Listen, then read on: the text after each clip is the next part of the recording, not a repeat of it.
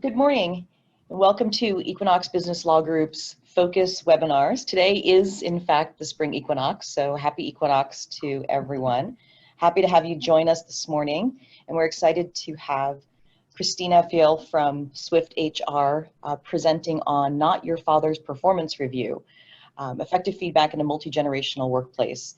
I want to acknowledge that we all as business owners in this time are challenged with remote workforces and struggling with how do we run our businesses and how do we keep our businesses open in this time. So I appreciate you joining us this morning and taking time to spend on this really important topic. Performance reviews are not just a one-time thing, but rather an ongoing thing. And so as we struggle and think about how our businesses are going to look in the future, this topic is very important today as well. I want to mention that we are recording this program, so it will be available on our YouTube channel if you want to go back and listen to it again or share it with others. We appreciate that. All participants are on mute. If you wish to pass along a question, I'd be happy to take a look at those, and as we have time, bring those forward to Christina as she presents. So with that, I'm going to pass it along to Christina to kick us off, and welcome. Thank you, Michelle. Well, it's unusual to be speaking to my computer screen, and so I put a picture up of my mom, and I'll pretend that I'm giving this presentation to her. It is interesting times that we are in. However, I'm a glass half full kind of person, and I think that these sorts of unusual situations are also an opportunity to take a look at things in our business that maybe our current pace or our daily pace doesn't allow us to. And one is this important topic of providing feedback, coaching, and supporting the growth of our staff in their roles and their contributions to our organization. So, Michelle, thank you for the opportunity to be here today. I am a senior HR consultant with Swift HR Solutions. I've been in HR about 30 years this year, and I've seen a lot of different ways of approaching this topic.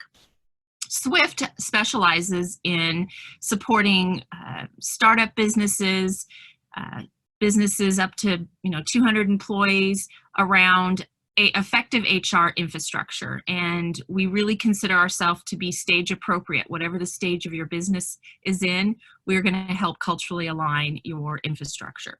So today we're going to talk about building a performance roadmap, what I like to think of more as a coaching, feedback, and goal setting model, and to perhaps bring you a new point of view since we are working in an age of multi-generations contributing in our workforces. And not everybody engages in this process the same way. So hopefully you walk away today with some ideas, some tips, and some actionable items that you can use to share within your organizations. So one of my goals today is to help perhaps reframe your thinking around this, what generally I believe is looked at as a one-time event around a performance review. If you walk away from this today realizing that it's not about filling out a performance review form. I think oftentimes I'll have my clients say, oh, we have to do our annual performance review, where's our form? I'd like us to get away from that thinking and really focus on how does a performance coaching and feedback process support your organization in achieving its overall strategy, goals, and results.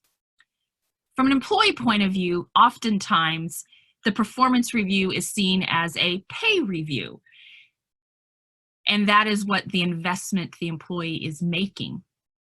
I would like to suggest that you get away from thinking that the performance review is a pay review. Yes, there may be some activities that occur around the same time, but what I have found is oftentimes when we focus on just the pay side of things, we erode the value of the activity of sitting down and having meaningful dialogue around the engagement and contributions and your support of those on your team. And to be honest, I haven't seen a system that really effectively connects performance reviews to pay systems. And we'll talk a little bit about where it might fit in here towards the end. Oftentimes when we use the form to create pay changes, it can create more legal issues than we intended, because that's where the concepts of bias or your system doesn't legally defend your decision. So I'd like to get us away from thinking about this as a pay review. And as Michelle already said, and I wholeheartedly agree, performance discussions, coaching, and feedback is not a one-time-a-year event. If you're doing it well, and doing it well means it's going to support your organization, it's an ongoing process. And so that's what I will be suggesting today and the framework I will be approaching this topic on. So I'm going to use a roadmap as my model today. And what I would like to have you think about as we approach this is the idea of performance management is around being a windshield.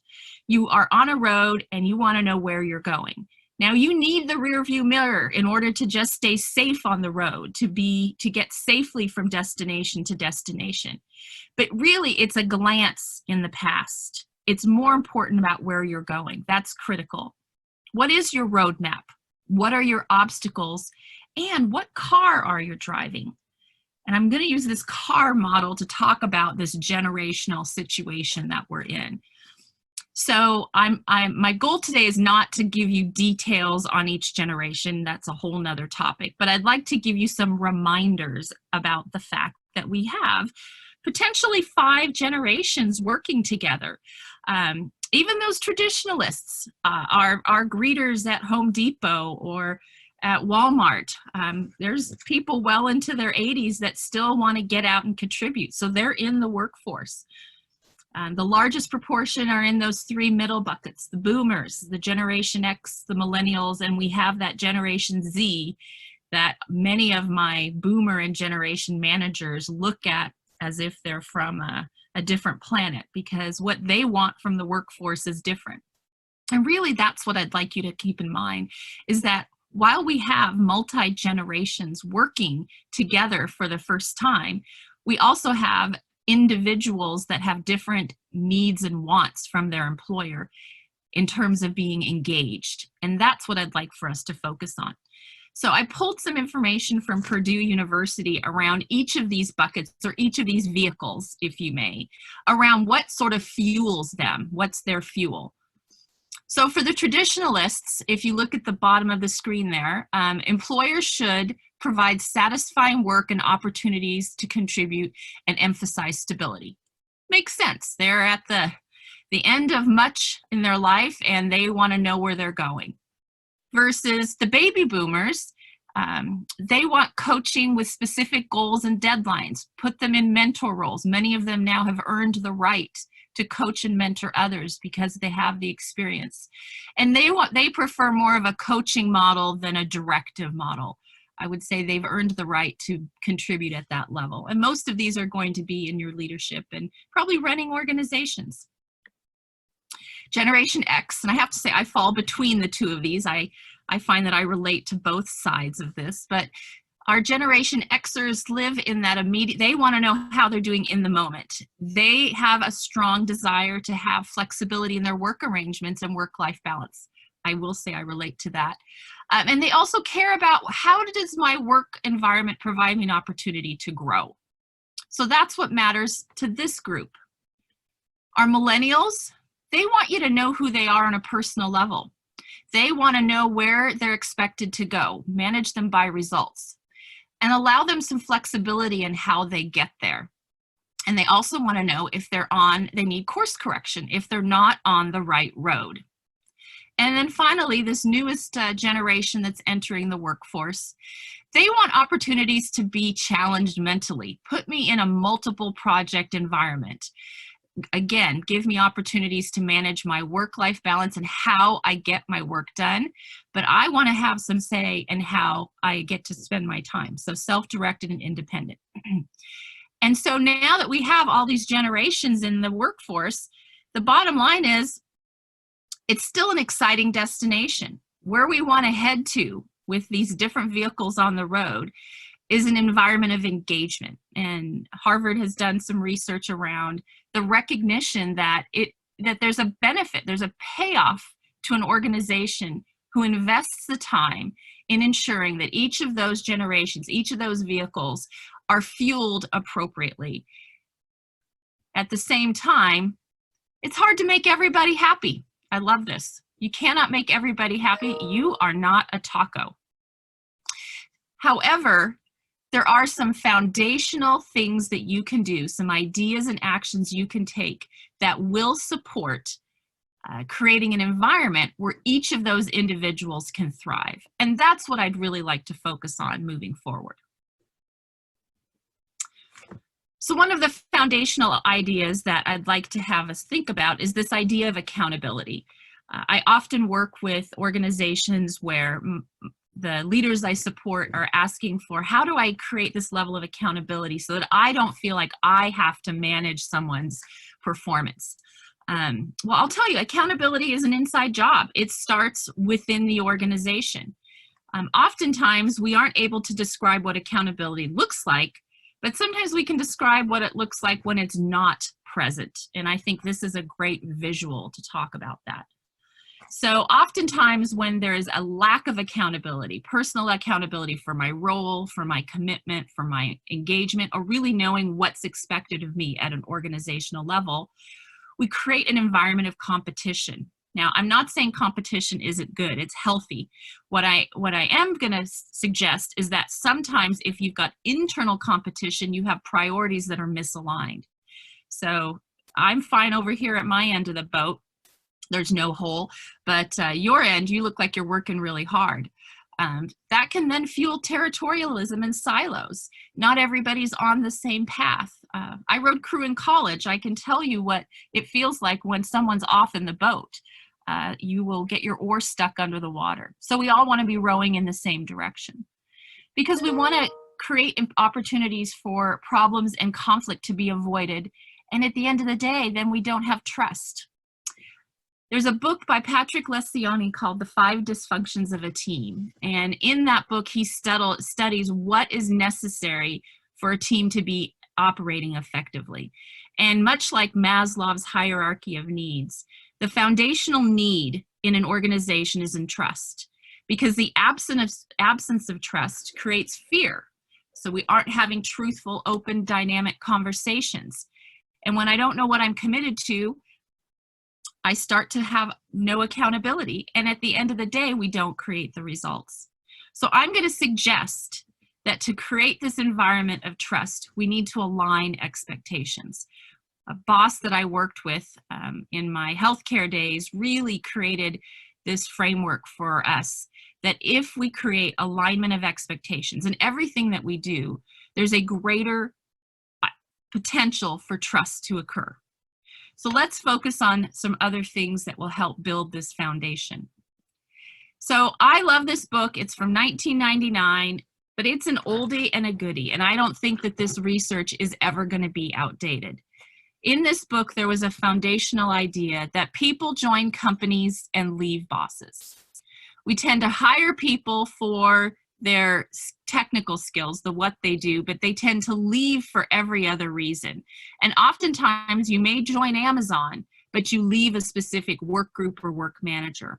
And so Gallup in their research said what needs to be present to ensure that people stay in an organization.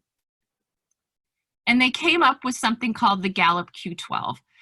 And while I'm not going to spend my time on all 12 of these, there are tools out there in the workplace, in the market where you can measure this. But number one on this list, and I think it's going to be number one enduringly, is that in order to have high engagement, someone needs to know what's expected of them at work.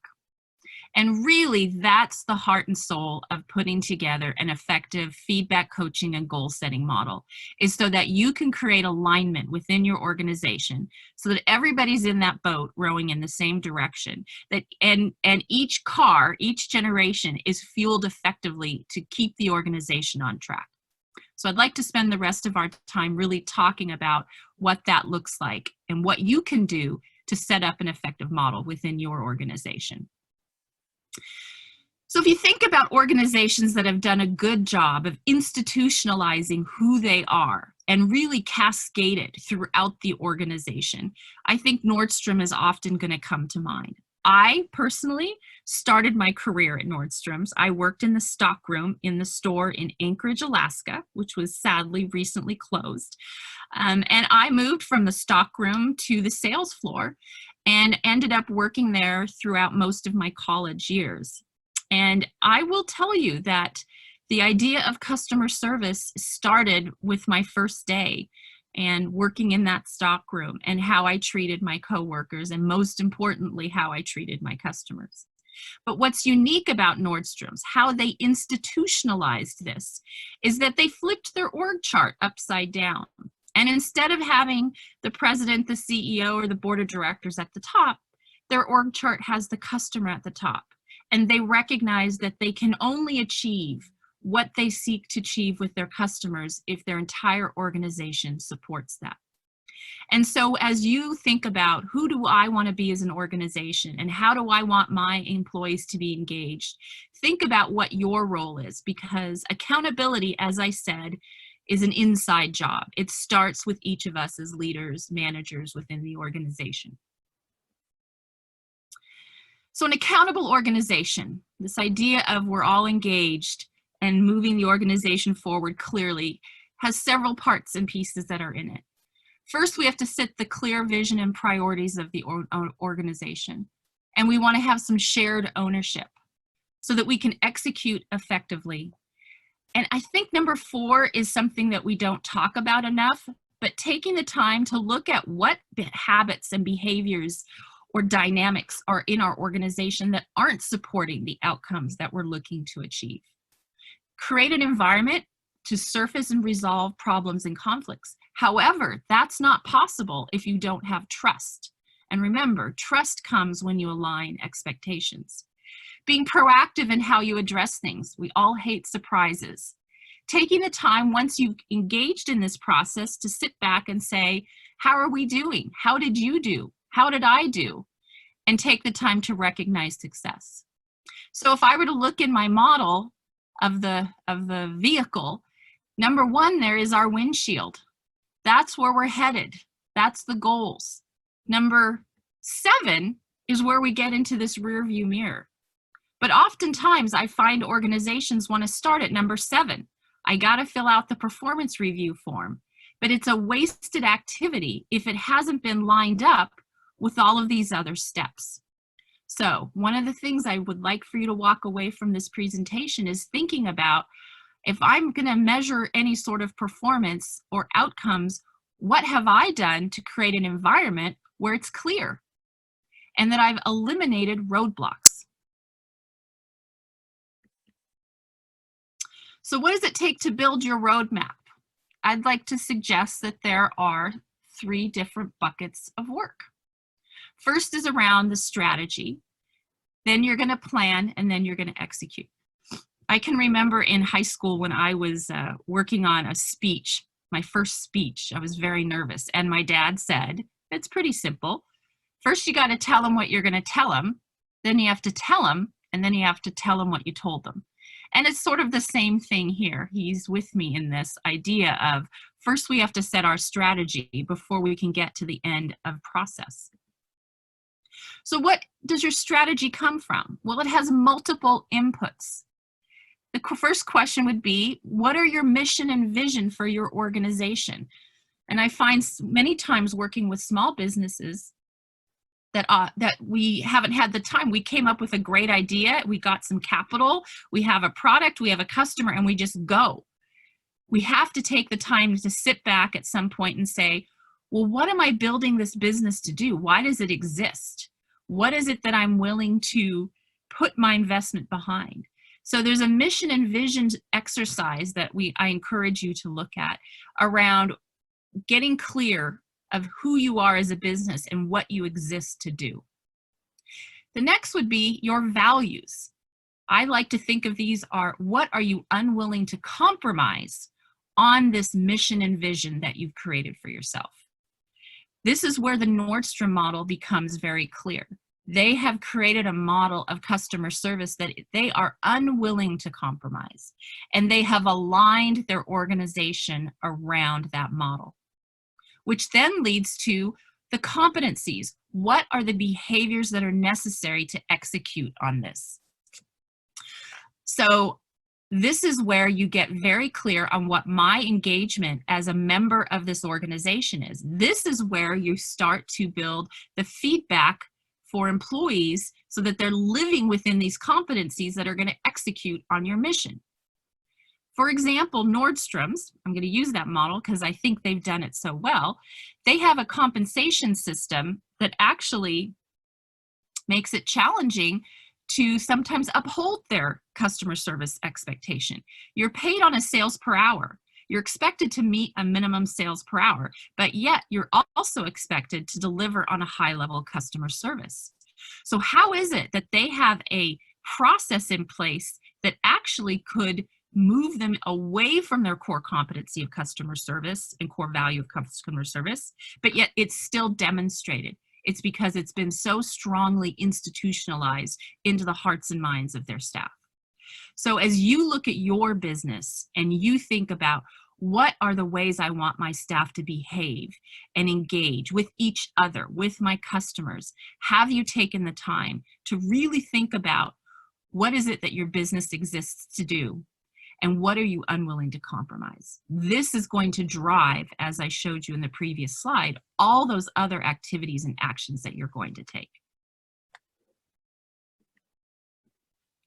I will often have the clients I work with say, well, I need to be able to talk about the individual job. So I thought it was important to mention what are some of the other pieces that are important when moving along this continuum of developing a performance feedback coaching and goal setting model. So yes, we need to have a job description. I often find that this idea of a job description and a job posting are intermingled, and so I thought it was important to just clarify the difference. A job description is used to describe why the job exists, clarifies roles and responsibilities. It's used to oftentimes, sorry, my slide moved ahead, oftentimes to measure market pay. So this is what you might use to go to the market to find out how much is this job worth and what should I pay. We'll talk again a little bit more about pay at the end. The job posting is a tool you use to communicate I have an opening in the market. And then another piece that oftentimes gets overlooked is this idea of a career ladder.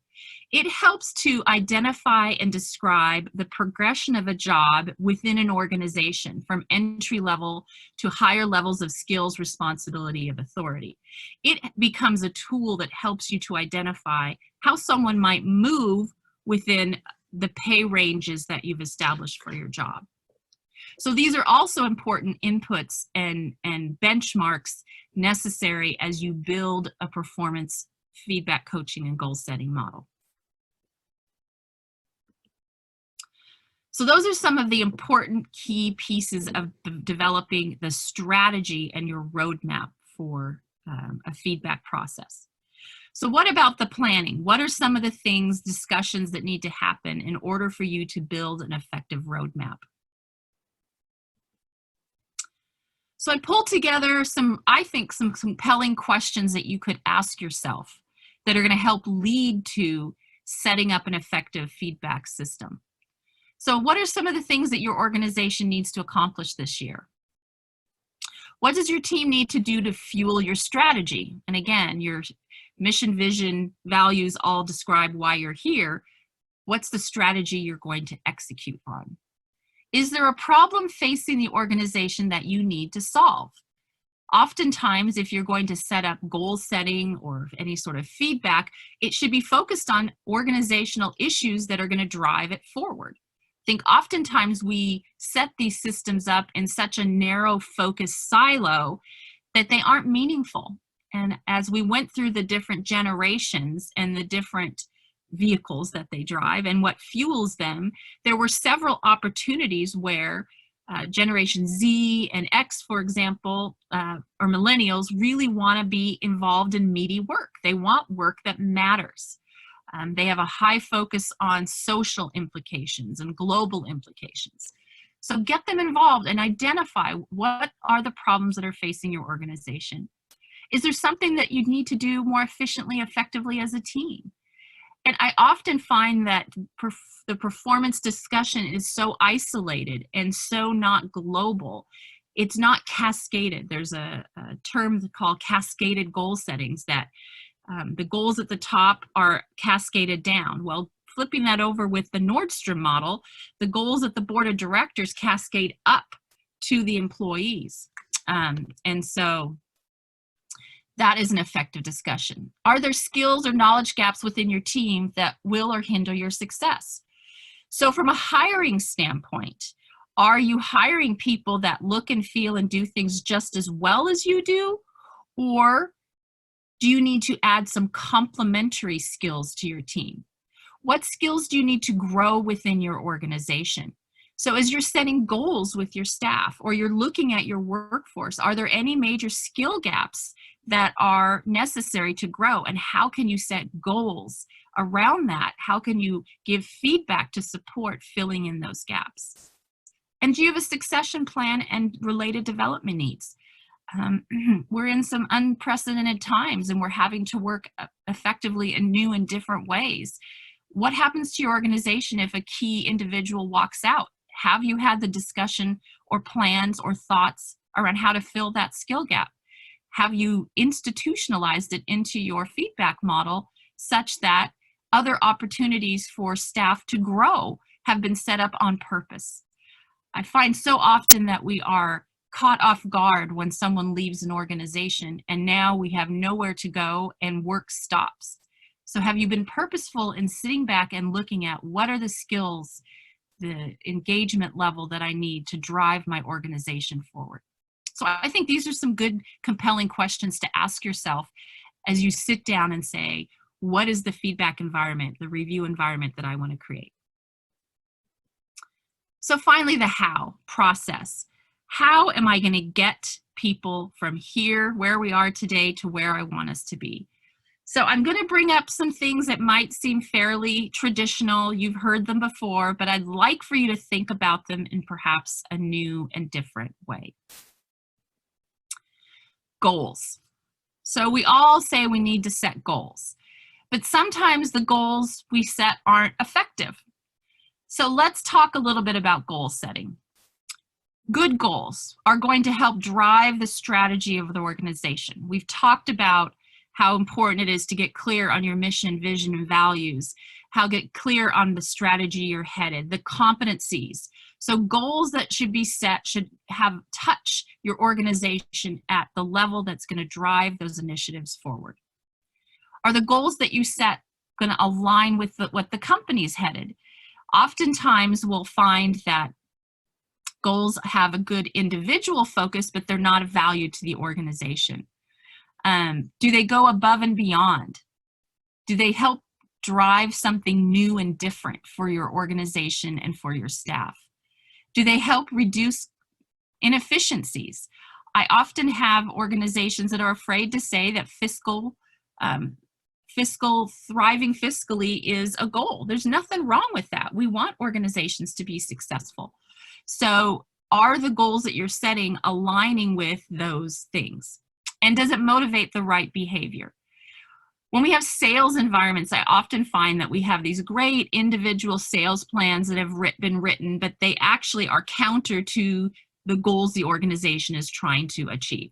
So for example, I worked in the assisted living industry, and we had sales individuals at our communities across the country that were incented, I'm sorry, my presentation moved forward, incented to bring a new body in the building because they got a bonus when they did that.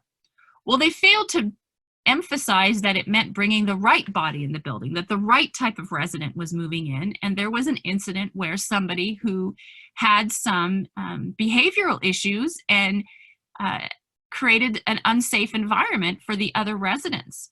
And so here we had an internal strategy that didn't align, an internal program or individual sales plan that didn't align with the overall organizational strategy of providing a safe place for you to bring your mother, your father, your aunt, your grandfather to live, because an individual program was counter to that, and it created a competing priority. So make sure that when you set goals that they motivate the right behavior. Stay away from goals that are just about you doing your job. If answering the phone is part of your job, you're not going to set a goal that you answer the phone. You may set a goal that you answer the phone within 3 rings and you get back to a client within 24 hours. Just achieving a new certification or training, unless there's a specific reason of how it advances the organization, in and of itself, it's not going to support outcomes for the organization. So goals that are just around getting something versus applying something would not be considered a great goal. Make sure goals are reasonable. They can be achieved within the time period. Maybe your business pace, the pace of your business does not allow for some goals that you thought to be set could be achieved. Especially right now, say you've got some collaborative piece of equipment that everybody needs to be sitting around a table looking at to work on. Right now, that's not a possibility because we're all working from home. So make sure that you've really thought about how achievable those goals are. Make sure that you're not setting financial goals that are already captured in some area of your business. We want it to be a move forward, not an exist. And make sure that you can measure it. How do you know when the goal has been achieved?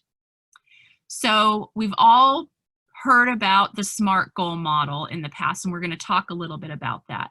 But goals also have to be looked at from 3 different points of view. Are they going to drive the productivity of the organization? Do they drive efficiency? Or are they about the individual growth of the individual such that they're contributing to your organization in a new and different way? So while there are good goals and bad goals, within the goals, there are 3 different types of goals. So you might look at a goal from a quantitative standpoint. It can be measured in numeric terms. So on or before October 31st, I will have increased our viable sales pipeline with clients ready to sign contracts within the next 30 days. That's something that can be measured. Qualitative are goals that are harder to measure, but they're just as important. So how do I increase customer satisfaction?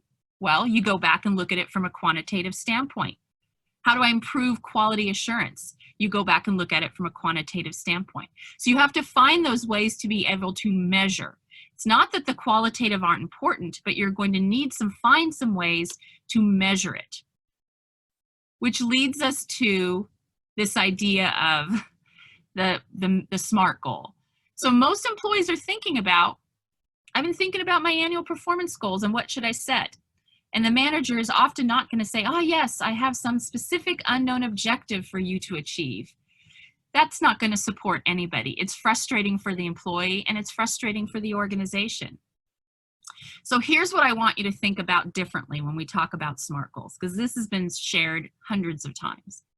If I say to you, if I say the word cloud, and you sit back and you think about a cloud, do you think about a fluffy piece of cotton, or do you think about something that has a shape and a form and a feeling? The SMART goal model is to help us get very specific and to be able to articulate what a goal will look like when it's achieved. So think about it. If I said go build a cloud and we were going to know that a cloud was built, these are some of the things you would ask yourself. What is it that I want to accomplish? Am I creating a cumulus cloud, or am I creating just a beautiful fluffy cloud that looks like a shape that I want to remember when it goes past me? How many clouds am I creating? Am I creating overcast, or just one that covers the sun when it goes by? How am I going to know if I've created the right cloud? Is it a cloud that's going to produce rain, or is it a cloud that just produces shade?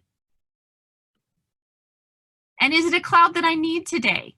So if I'm in an environment where I only have clouds, so in a rainy day in Seattle, would I want another cloud? I'm not going to be able to see it. Or is this cloud going to go and help create shade for somebody who is stuck in the desert and needs to be shaded from the sun?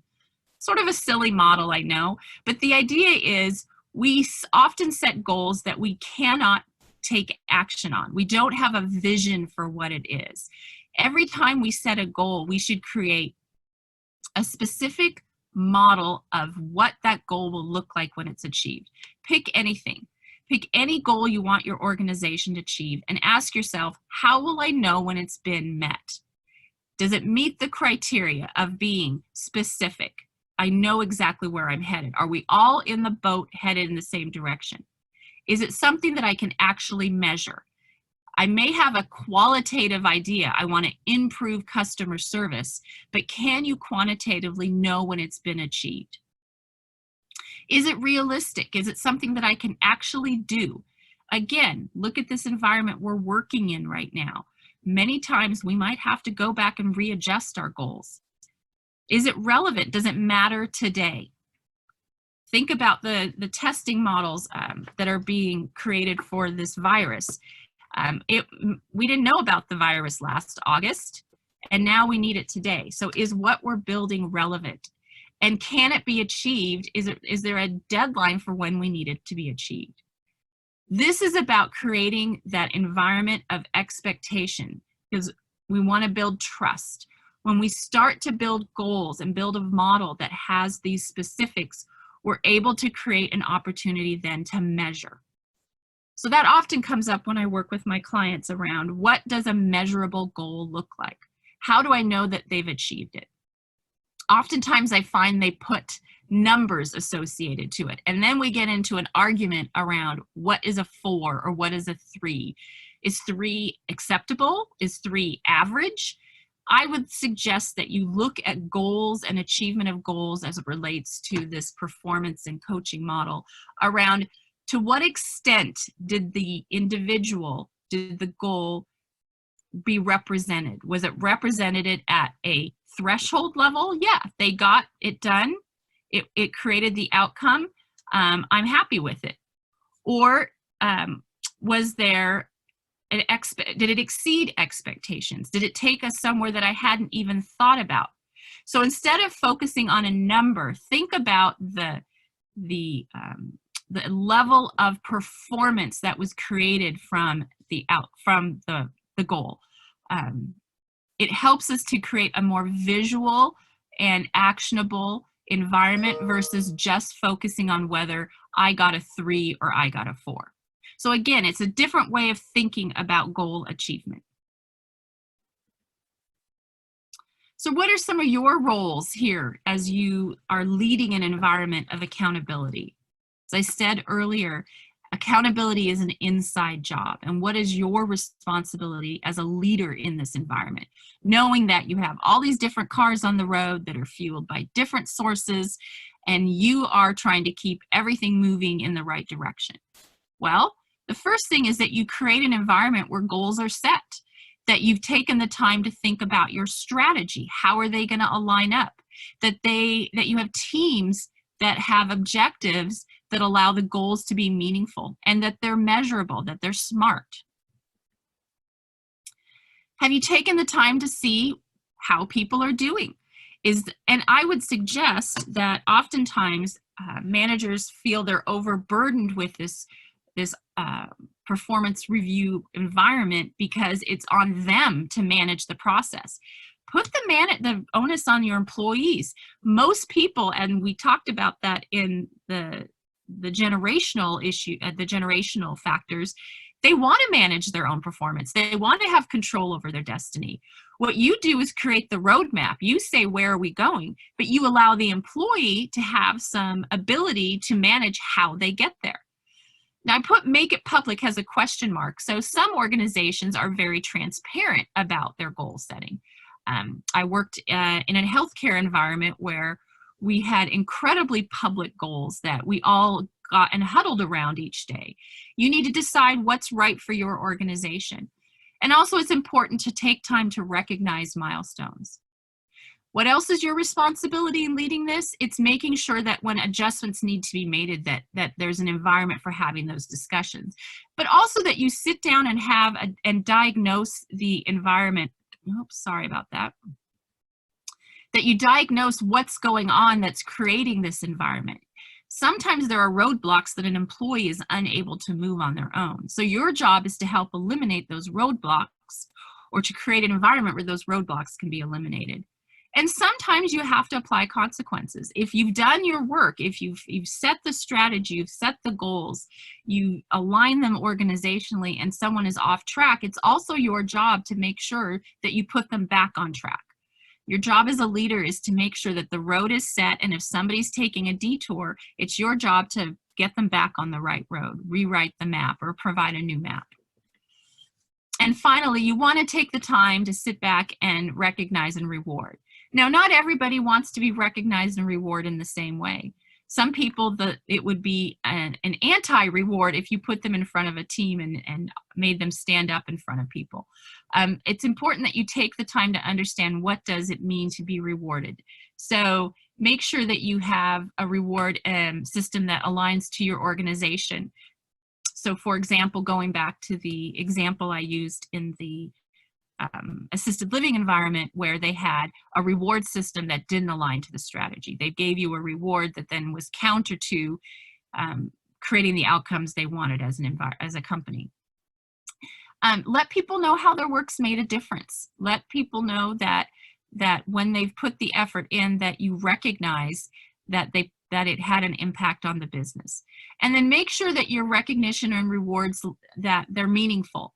What matters to one person may be different than it matters to another person. So again, going back to those generational examples, if somebody really just wants stability, that's different than somebody wants to have the complete opportunity to decide what sorts of products and projects they get to work on. So make sure you've asked your employees, how would you like to be rewarded?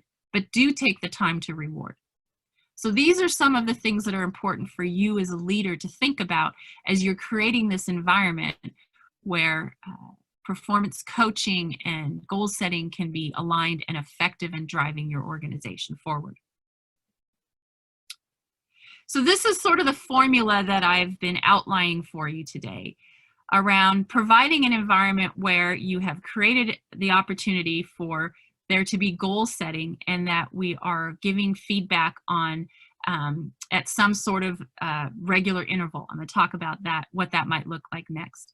But the idea is the goal setting that are timely with the coaching, and sitting back and taking a look at the rear view mirror, so that windshield is going to create an environment of productivity and career development, which then cascades into this idea of engagement. That's really what all the research shows, is when these two things are lined up and in place, they're going to create an environment where your employees can engage and be successful, feel good about the work they're doing, and therefore it's a payoff to you as an organization. So let's talk a little bit about that rear view mirror discussion, because as I said early on, and I showed you in that those 7 sort of steps of an accountable organization. The first step is to set that windshield. What is your roadmap? Where are you headed? And at some point, it's important to sit down and have that rear view mirror discussion. But remember, it falls there, was way down in the circle of steps. And I'm going to suggest that it doesn't have to be a big fancy form. It really can be 3 or 4 questions that matter. And it doesn't have to be the manager's responsibility to drive this conversation. In an ideal situation, the employee is the one that is driving their own career growth in the organization. Again, your job is to create the context and the environment for them to be successful. So if you're setting up this rear view mirror discussion, I'm suggesting 4 questions, and here are some suggestions of what you might ask. What were your major accomplishments relative to your goals? What are you most proud of, and why? I think it's important that you institutionalize some self-reflection in these discussions, so that an employee has an opportunity to really share what they are proud of, because oftentimes what they're proud of you may never have seen. you may have seen a positive outcome, but it's nice to take the time to understand the effort and the impact that the employee made and took while they were accomplishing these goals. I think it's important that we take the time to self-reflect. What do you see my area of continued growth is? What do I see as my area of continued growth? And allow that employee. Oftentimes we're harder on ourselves than anybody is. So, but that self-reflection model creates an environment where we can have a robust discussion around how I want to grow. Which leads to the third question of what are some identified needs and obstacles for continued progress on my career development? What does need to be in place? Now, if you remember earlier when we talked about bad goals or goals that really weren't effective, just getting a certification or a degree is not going to drive necessarily organizational strategy. So yes, I'm going to get a certification, but how is it going to advance me within my work? How do I see myself applying it? How am I going to engage differently because I've achieved it? There's research that says that the number one way for someone to grow in their career is to be given job assignments that require them to stretch in ways that they never stretched before. So one thing you can do as a leader is to look at how can I create job opportunities that are going to allow this individual to acquire skills that they didn't have prior, and create a safe environment for them to make mistakes, but also to grow. So that's why I think these top three questions are really nice discussion points that employee drives, but are really meaningful and create an environment of being heard. And the fourth question, I encourage, and it takes courage to have this conversation, but to give you some feedback as a leader. How can I support you as a leader? What do you need more of or less of from me as a leader? Maybe you're checking in too often in such a way that it feels that you aren't trusting.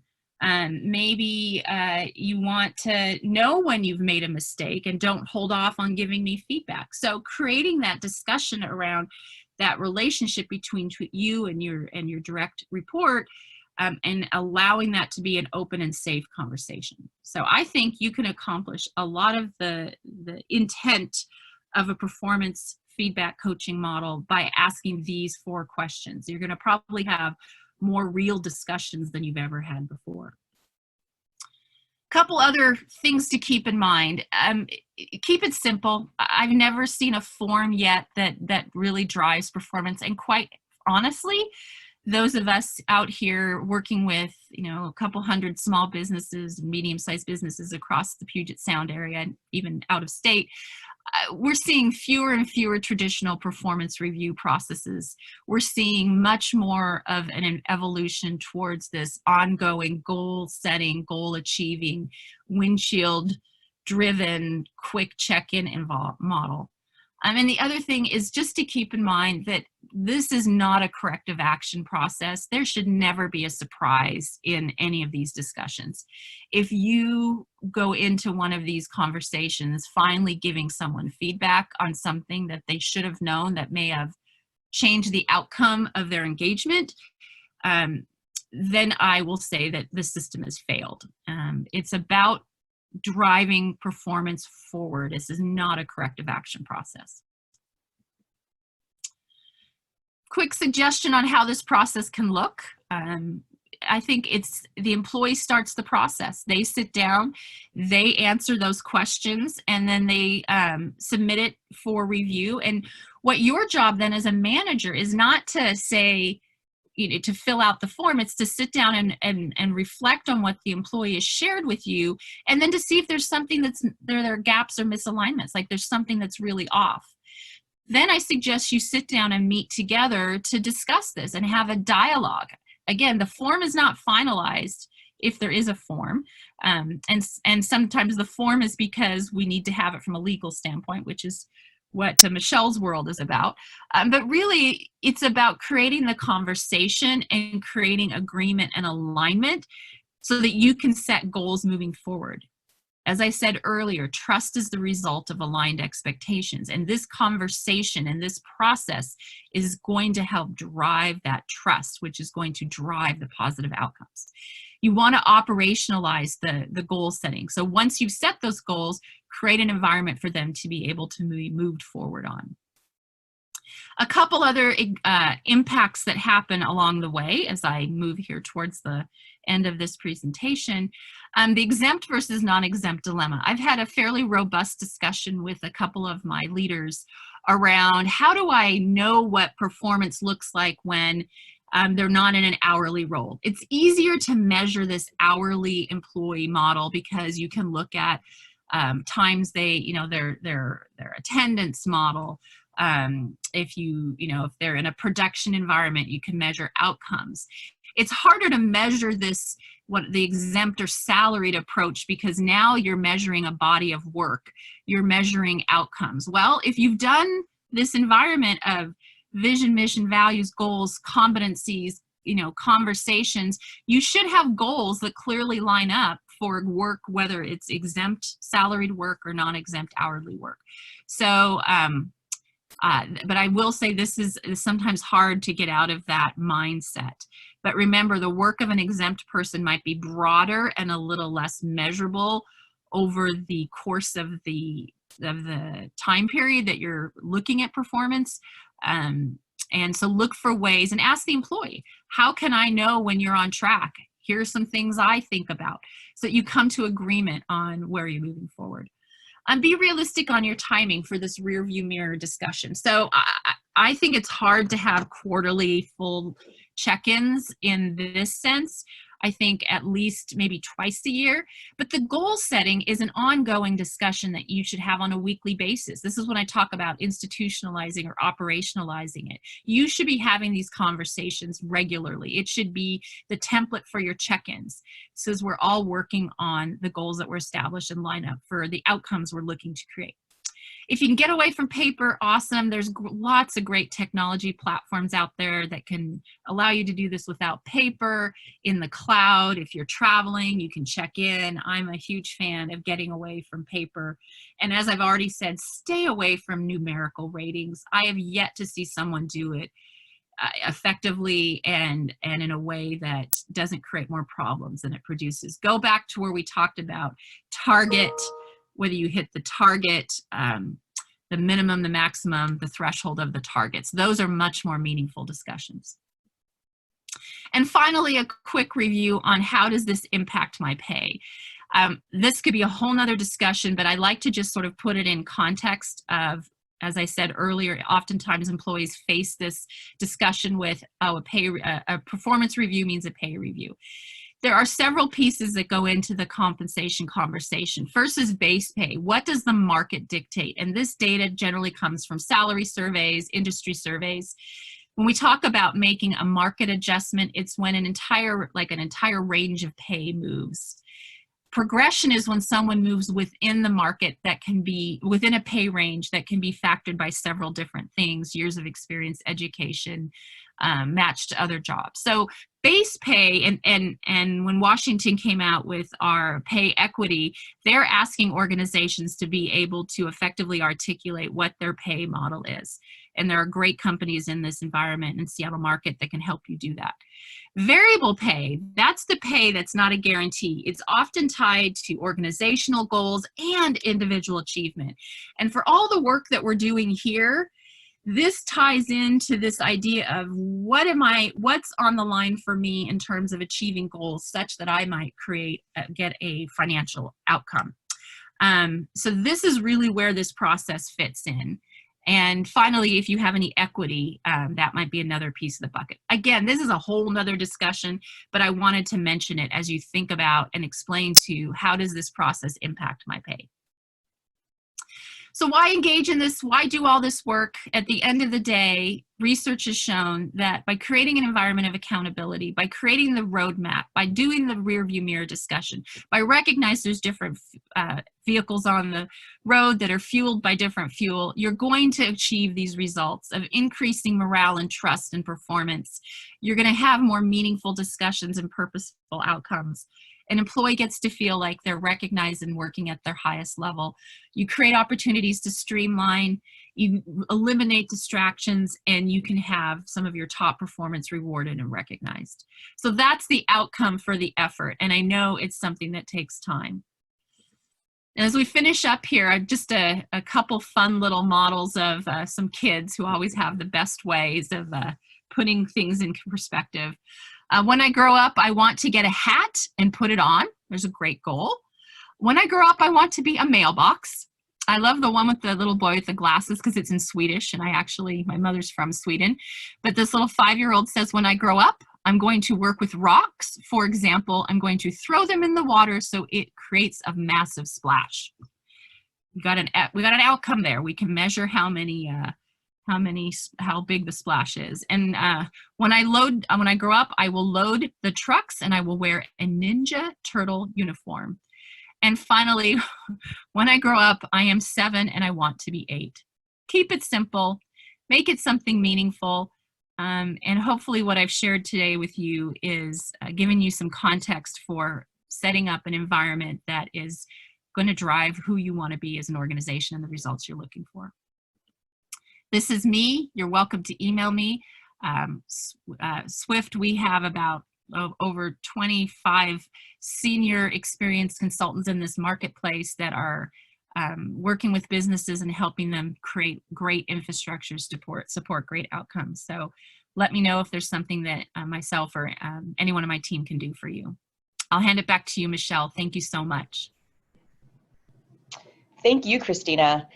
I know that this is a topic that I really struggle with as a business owner, the demands of every day getting stuff done and making feedback really a priority and valuable for the employees. So thank you. My a couple pleasure. of wrap-up items. We have a special focus webinar tomorrow on critical employment decisions in response to COVID-19.